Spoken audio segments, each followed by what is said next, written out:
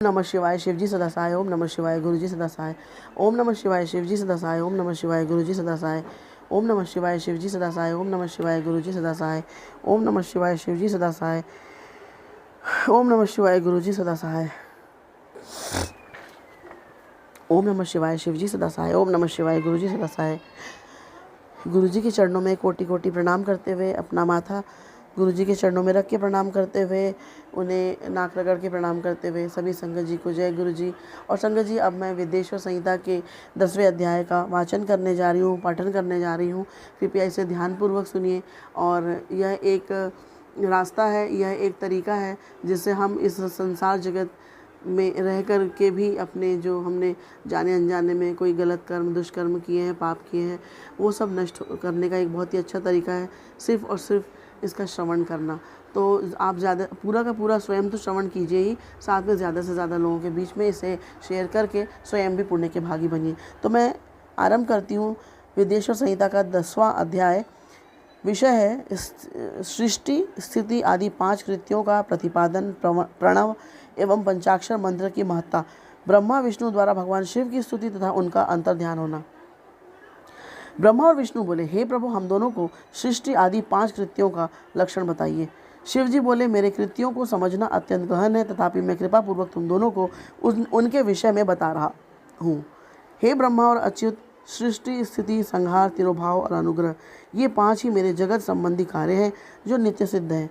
संसार की रचना का जो आरंभ है वह सर्ग है।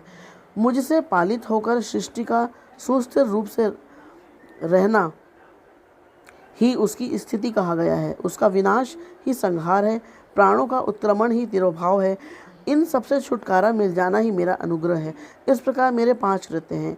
इन मेरे कर्तव्यों को चुपचाप अन्य पंचभूत आदि वहन करते रहते हैं, जैसे जल में पड़ने वाला गोपुर बिंब में आवागमन होता रहता है।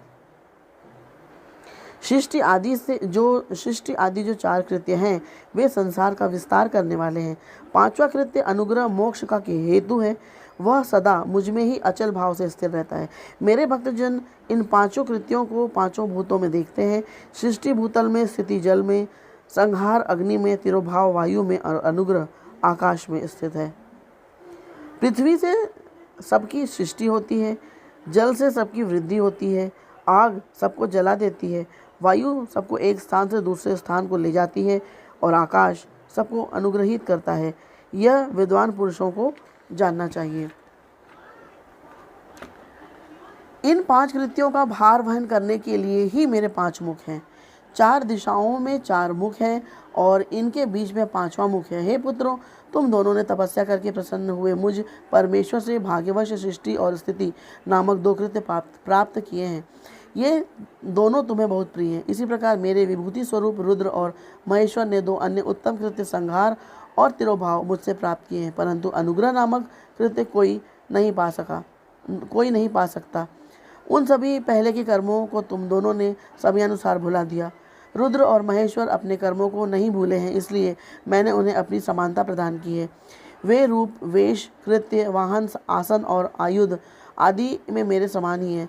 हे पुत्रों, मेरे ध्यान से शून्य होने के कारण तुम दोनों में मूढ़ता आ गई है। मेरा ज्ञान रहने पर महेश के समान अभिमान और स्वरूप नहीं रहता, इसलिए मेरे ज्ञान की सिद्धि के लिए मेरे ओंकार नामक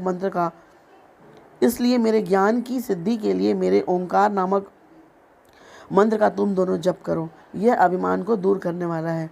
पूर्व काल में मैंने अपने स्वरूप भूत मंत्र का उपदेश किया है, जो ओंकार के रूप में प्रसिद्ध है। वह महामंगलकारी मंत्र है। सबसे पहले मेरे मुख से ओंकार अर्थात ओम प्रकट हुआ, जो मेरे स्वरूप का बोध कराने वाला है। ओंकार वाचक है और मैं वाच्य हूँ। यह मेरा मंत्र मेरा स्वरूप ही है। प्रतिदिन ओंकार का निरंतर स्मरण करने से मेरा ही सदा स्मरण होता है। पहले मेरे उत्तरवर्ती मुख से अकार, पश्चिम मुख से उकार, दक्षिण मुख से मकार, पूर्ववर्ती मुख से बिंदु तथा मध्यवर्ती मुख से नाद उत्पन्न हुआ। इस प्रकार 5 अवयवों से युक्त होकर ओंकार का विस्तार हुआ है। इन सभी अवयवों से एकीभूत होकर वह प्रणव ओम नामक एक अक्षर हो गया। यह नाम रूपात्मक सारा जगत तथा वेद वर्णित स्त्री पुरुष वर्ग रूप दोनों कुल इस प्रणव मंत्र से व्याप्त है। यह मंत्र शिव और शक्ति दोनों का बोधक है। इसी प्रणव से पंचाक्षर मंत्र की उत्पत्ति हुई है, जो मेरे सकल रूप का बोधक है। वह अकारादि क्रम से और नकारादि क्रम से क्रमशः प्रकाश में आया। ओम नमः शिवाय। इस पंचाक्षर मंत्र से मातृका वर्ण प्रकट हुए हैं, जो 5 भेदों वाले हैं। उसी से शिरो मंत्र तथा 4 मुखों से त्रिपदा गायत्री का प्राकट्य हुआ है। उस गायत्री से संपूर्ण वेद प्रकट हुए हैं और उन वेदों से करोड़ों मंत्र निकले हैं। उन मंत्रों से भिन्न भिन्न कार्यों की सिद्धि होती है, परंतु इस प्रणव और एवं पंचाक्षर से संपूर्ण मनोरथों की सिद्धि होती है। इस मूल मंत्र से भोग और मोक्ष दोनों ही सिद्ध होते हैं। मेरे सकल स्वरूप से संबंध रखने वाले सभी मंत्र राज साक्षात भोग प्राप्त करने वाले और शुभकारक हैं।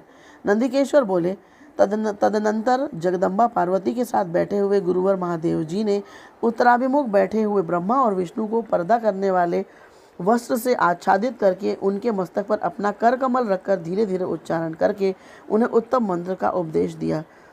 यंत्र तंत्र में बताई हुई विधि के पालन पूर्वक 3 बार मंत्र का उच्चारण करके भगवान शिव ने उन दोनों शिष्यों को मंत्र की दीक्षा दी। तत्पश्चात उन शिष्यों ने गुरु दक्षिणा के रूप में अपने आप को ही समर्पित कर दिया और दोनों हाथ जोड़कर उनके समीप खड़े हो उन देवश्रेष्ठ जगत गुरु का स्तवन किया। ब्रह्मा और विष्णु बोले, हे प्रभु, आप निष्कल रूप हैं, आपको नमस्कार है। आप निष्कल तेज से प्रकाशित होते हैं, आपको नमस्कार है। आप सबके स्वामी हैं, आपको नमस्कार है। आप सर्वात्मा को नमस्कार है, अथवा सकल स्वरूप आप महेश्वर को नमस्कार है। आप प्रणव के वाच्यार्थ हैं, आपको नमस्कार है। आप प्रणव लिंग वाले हैं, आपको नमस्कार है। सृष्टि पालन संहार तिरोभाव और अनुग्रह करने वाले, आपको नमस्कार है।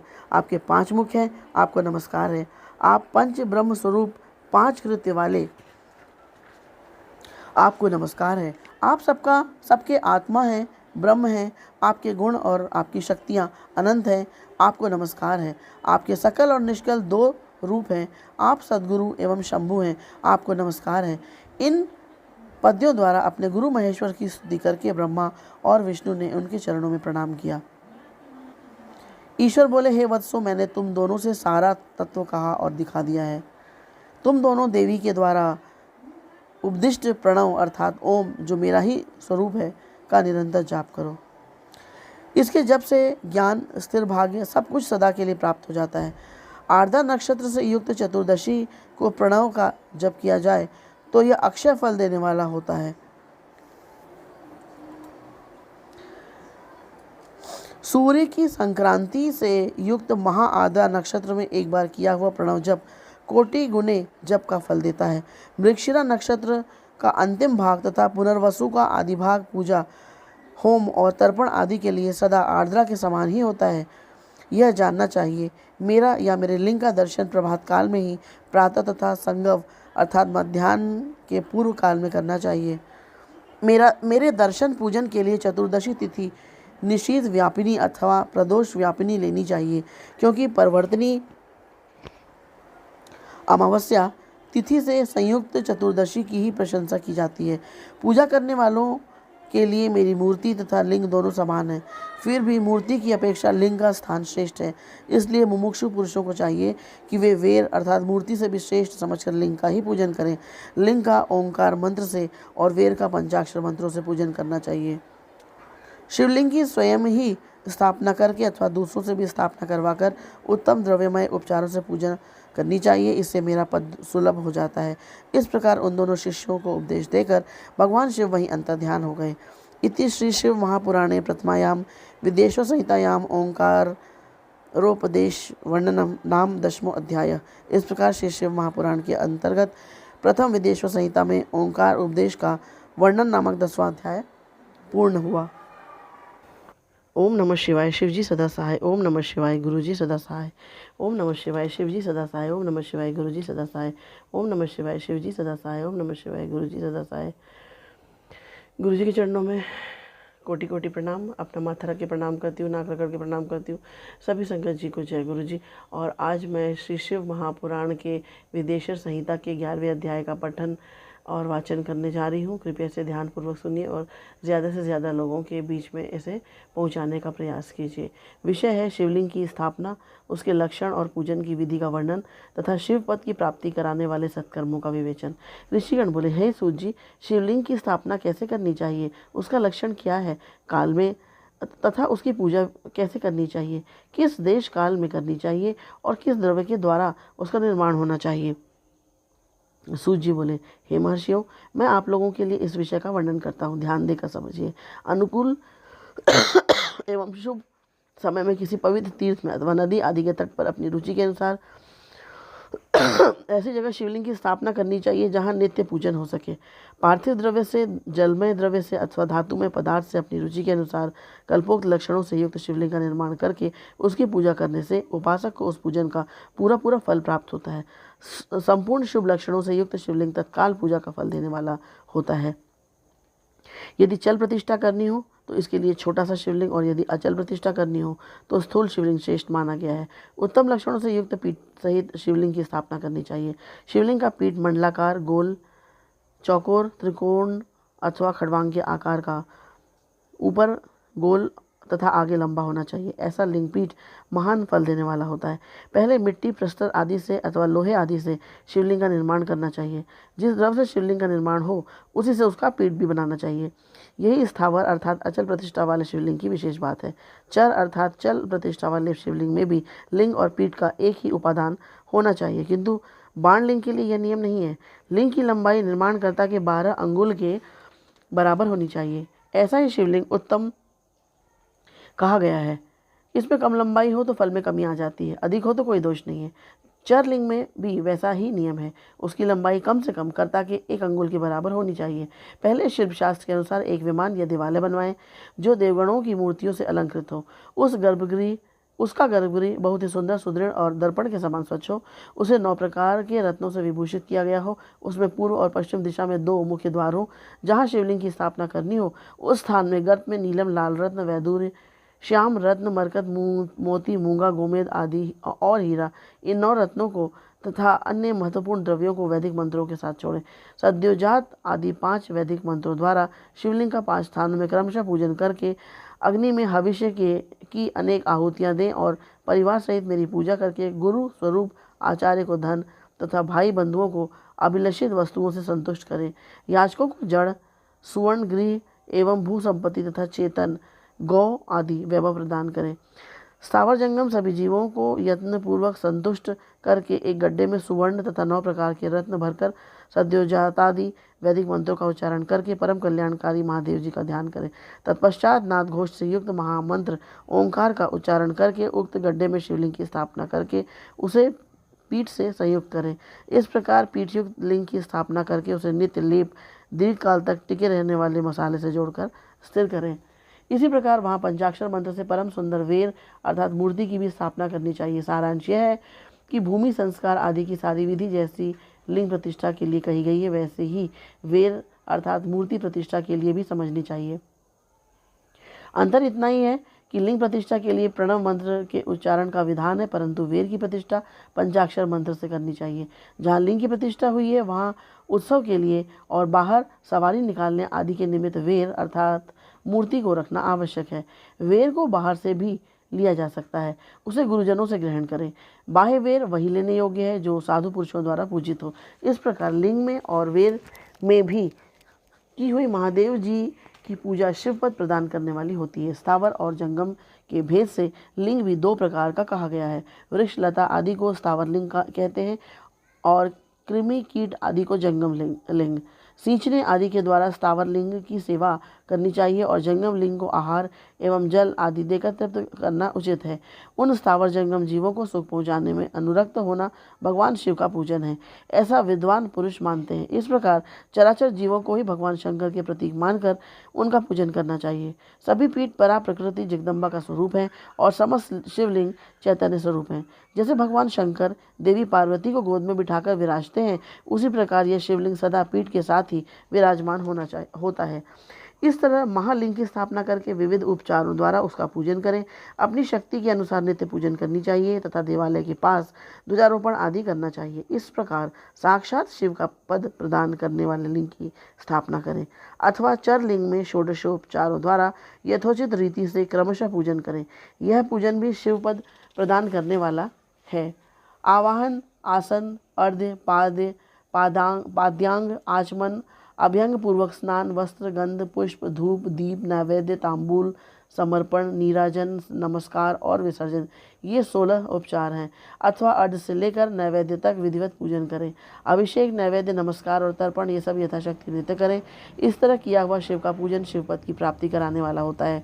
अथवा किसी मनुष्य के द्वारा स्थापित शिवलिंग में, ऋषियों द्वारा स्थापित शिवलिंग में, देवताओं द्वारा स्थापित शिवलिंग में, अपने आप प्रकट हुए स्वयंभू लिंग में तथा अपने द्वारा नूतन स्थापित हुए शिवलिंग में भी उपचार समर्पण पूर्वक जैसे तैसे पूजन करने से या पूजन की सामग्री देने से भी मनुष्य ऊपर को जो कुछ कहा गया है वह सारा फल प्राप्त कर लेता है। क्रमशः परिक्रमा और नमस्कार करने से भी शिवलिंग शिवपद की प्राप्ति कराने वाला होता है। यदि नियम पूर्वक शिवलिंग का दर्शन मात्र कर लिया जाए तो वह भी कल्याणप्रद होता है। मिट्टी, आटा, गाय के गोबर, फूल, कनेर, पुष्प, फल, गुड़, मक्खन, भस्म अथवा अन्न से भी अपनी रुचि के अनुसार शिवलिंग बनाकर तदनुसार उसका पूजन करें। कुछ लोग हाथ के अंगूठे आदि पर भी पूजा करना चाहते हैं। लिंग का निर्माण कहीं भी करने में किसी प्रकार का निषेध नहीं है। भगवान शिव सर्वत्र ही भक्त के प्रयत्न के अनुसार फल प्रदान कर देते हैं। अथवा श्रद्धापूर्वक शिव भक्त को शिवलिंग का दान या लिंग के मूल्य का दान करने से भी शिवलोक की प्राप्ति होती है। अथवा प्रतिदिन 10,000 प्रणव मंत्र का जप करें अथवा दोनों संध्याओं के समय 1,000 प्रणव का जप किया करें। यह क्रम भी शिवपद की प्राप्ति कराने वाला है, ऐसा जानना चाहिए। जप काल में मकरांत प्रणव का उच्चारण मन की शुद्धि करने वाला होता है। समाधि में मानसिक जप का विधान है तथा अन्य सब समय उपांशु जप ही करना चाहिए। नाद और बिंदु से युक्त ओंकार के उच्चारण को विद्वान पुरुष समान प्रणव कहते हैं। यदि प्रतिदिन आदरपूर्वक 10,000 पंचाक्षर मंत्र का जप किया जाए अथवा दोनों संध्याओं के समय 1,000 का ही जप किया जाए तो उसे शिव पद की प्राप्ति कराने वाला समझना चाहिए। ब्राह्मणों के लिए आदि में प्रणव से युक्त पंचाक्षर मंत्र अच्छा बताया गया है। फल की प्राप्ति के लिए दीक्षा पूर्वक गुरु से मंत्र ग्रहण करना चाहिए। कलश से किया हुआ स्नान, मंत्र की दीक्षा, मातृकाओं का न्यास, सत्य से पवित्र अंतःकरण वाला ब्राह्मण तथा ज्ञानी गुरु, इन सबको उत्तम माना गया है। द्विजों के लिए नमः शिवाय का उच्चारण का विधान है। द्विजेतरों के लिए अंत में नमः पद के प्रयोग की विधि है, अर्थात वे शिवाय नमः इन मंत्र का उच्चारण करें। स्त्रियों के लिए कहीं भी विधि पूर्वक अंत में नमः जोड़कर उच्चारण का ही विधान है, अर्थात कोई ऋषि ब्राह्मण की स्त्रियों के लिए नमः पूर्वक शिवाय के जप की अनुमति देते हैं, अर्थात वे नमः शिवाय का जप करें। पंचाक्षर मंत्र का 5 करोड़ जप करके मनुष्य भगवान सदाशिव के समान हो जाता है। 1, 2, 3 अथवा 4 करोड़ का जप करने से क्रमशः ब्रह्मा, विष्णु, रुद्र तथा महेश्वर का पद प्राप्त होता है। अथवा मंत्र में जितने अक्षर हैं उनका पृथक पृथक 1-1 लाख जप करें अथवा समस्त अक्षरों का एक साथ ही जितने अक्षरों उतने लाख जप करें। इस तरह के जप को शिव पद की प्राप्ति कराने वाला समझना चाहिए। यदि 1,000 दिनों में प्रतिदिन 1 सहस्त्र जप के क्रम से पंचाक्षर मंत्र का 10 लाख जप पूरा कर लिया जाए और प्रतिदिन ब्राह्मण भोजन कराया जाए तो उस मंत्र से अभीष्ट कार्य की सिद्धि होती है। ब्राह्मण को चाहिए कि वह प्रतिदिन प्रातःकाल 1008 बार गायत्री का जप करे। ऐसा होने पर गायत्री क्रमशः शिव का पद प्रदान करने वाली होती है। वेद मंत्रों और वैदिक सूक्तों का भी नियम पूर्वक जप करना चाहिए। एकाक्षर मंत्र 10,000, दशार्ण मंत्र 1,000, 100 से कम अक्षर वाले मंत्र 100 और उससे अधिक अक्षर वाले मंत्र यथाशक्ति 1 से अधिक बार जपने चाहिए। वेदों के पारायण को भी शिव पद की प्राप्ति कराने वाला जानना चाहिए।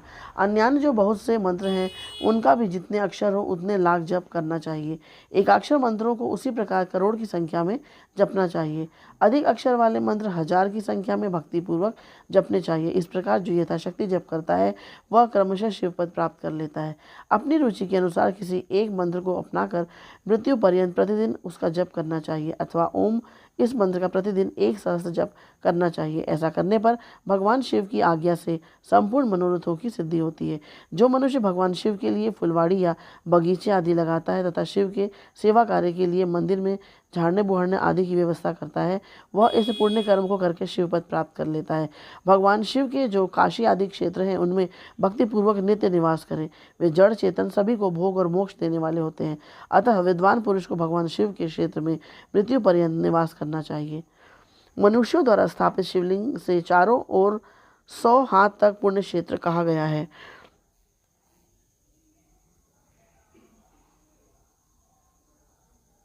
तथा ऋषियों द्वारा स्थापित शिवलिंग के चारों ओर 1000 हाथ तक पुण्य क्षेत्र होता है।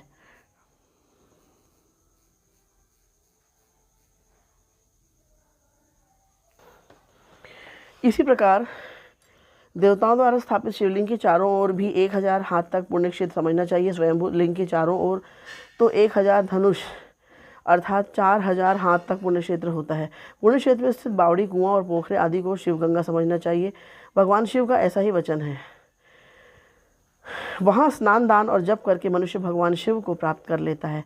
अतः मृत्यु पर्यंत शिव के क्षेत्र का आश्रय लेकर रहना चाहिए। जो शिव के क्षेत्र में अपने किसी मृत संबंधी का दाह, दशा, मासिक श्राद्ध, संपिंडीकरण अथवा वार्षिक श्राद्ध करता है अथवा कभी भी शिव के क्षेत्र में अपने पितरों को पिंड देता है, वह तत्काल सब पापों से मुक्त हो जाता है और अंत में शिव पद पाता है। अथवा शिव के क्षेत्र में 7, 5, 3 या एक ही रात निवास कर ले। ऐसा करने से भी क्रमशः शिव पद की प्राप्ति होती है।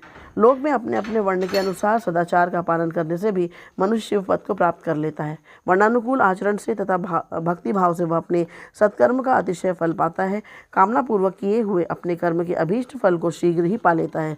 निष्काम भाव से किया हुआ सारा कर्म साक्षात शिव पद की प्राप्ति कराने वाला होता है। दिन के 3 भाग होते हैं, प्रातः, मध्याह्न और सायाह्न। इन तीनों में क्रमशः एक एक प्रकार के कर्म का संपादन किया जाता है। प्रातः काल को शास्त्र विहित नित्य कर्म के अनुसार अनुष्ठान का समय जानना चाहिए।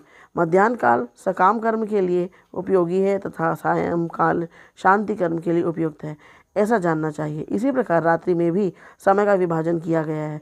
रात के 4 पहरों में से जो बीच के 2 प्रहर हैं उन्हें निशीथ काल कहा गया है। विशेषतः उस काल में की हुई भगवान शिव की पूजा अभीष्ट फल को देने वाली होती है। ऐसा जानकर कर्म करने वाला मनुष्य यथोक्त फल का भागी होता है। विशेषतः कलयुग में कर्म से ही फल की सिद्धि होती है। अपने अपने अधिकार के अनुसार ऊपर कहे गए किसी भी कर्म के द्वारा शिवाराधन करने वाला पुरुष यदि सदाचारी है और पाप से डरता है तो वह उन कर्मों का पूरा फल अवश्य प्राप्त कर लेता है। ऋषिगण बोले, हे सूत जी, अब आप हमें पुण्य क्षेत्र बताइए जिनका आश्रय लेकर सभी स्त्री पुरुष शिव पद प्राप्त कर ले। हे सूत जी, हे योगी वरों में श्रेष्ठ शिव क्षेत्रों और शैवागमों शिव विषयक शास्त्रों का भी वर्णन कीजिए। सूत जी बोले, हे ऋषियों, सभी क्षेत्रों और आगमों का वर्णन श्रद्धापूर्वक सुनिए। इति श्री शिव महापुराण प्रथमायाम विद्येश्वर संहितायाम शिवलिंग पूजादि वर्णनम एकादशो अध्याय। इस प्रकार श्री शिव महापुराण के अंतर्गत प्रथम विद्येश्वर संहिता में शिवलिंग की पूजा आदि का वर्णन नामक